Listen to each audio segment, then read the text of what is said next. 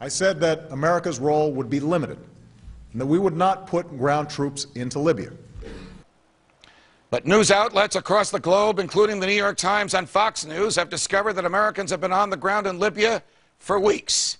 Here now on the Fed and Libya and lies the government tells us are two of Congress's most principal members, Texas Republican Congressman Ron Paul and Ohio Democratic Congressman Dennis Kucinich. Congressman Paul, Congressman Kucinich, welcome here. Let me encourage each of you to jump in on this so we can have a conversation amongst the three of us. But to Congressman Kucinich first. Why are we dropping bombs on Libya? Is it oil? Is it military adventurism? Is it part of some grand scheme? Is it George Bush's third term? Why do you think we're there?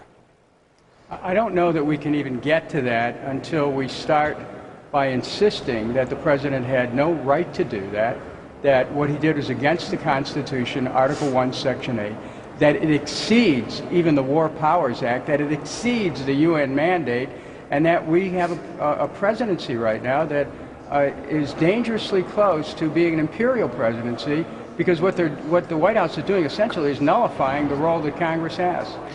Well, more than usual, and that's good, but I don't think there's enough. I don't see our leadership on either side of the aisle demanding that we do something and bring it to a vote and show exactly where we stand on this.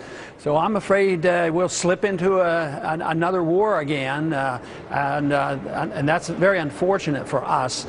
But as far as why we're there, it's a little bit more difficult, choosing on motives. But I think it's a form of neocolonialism, and that is part of the the neocons' effort to remake the Middle East and the whole world.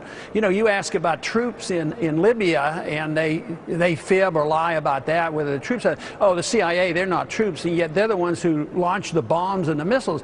But we have troops in so many places, so it's the philosophy of intervention. We have troops in probably 130 countries, 900 bases around the world. That's where the real problem is some people who are now saying, well, Libya is different and we shouldn't do it, and that's very good, but it's sometimes it's partisanship. Well, the way we're doing this isn't as good as the way George Bush did it. So we have to think strategically as well as the process that we go through.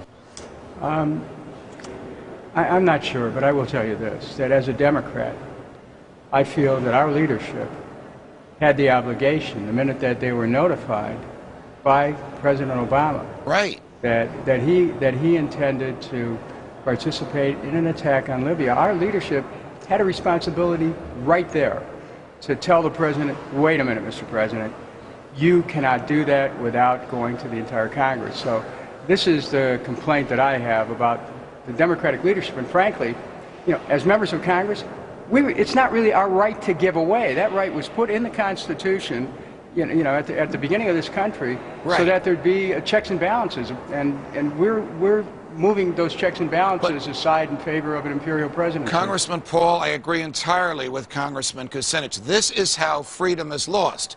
The president bombs and kills, takes power away from the Congress under the Constitution.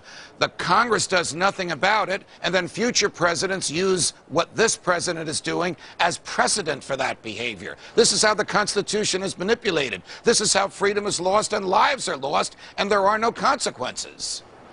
Yeah, and it's been going on for a long time. It's probably the most amazing things. The founders would be dumbfounded as to how easily the Congress gives up its responsibilities and prerogatives, and yet we continue to do it. And too many, it isn't sort of a complacency and a lack of an effort, but sometimes it's positive. Members of Congress and leadership have wanted to give these responsibilities because they believe in the strong executive. So we, in many ways, have given up on the belief of limited government and smaller government and regional government, and we have gone toward the empire and a strong executive branch, and that is very, very discouraging. And unless we break through on this, we're in big trouble. And the only place that Dennis and I have talked about is we do get a lot of encouragement from our young people. We're holding out for a little bit of optimism. Right. Switching. I want to add one thing here. Go ahead.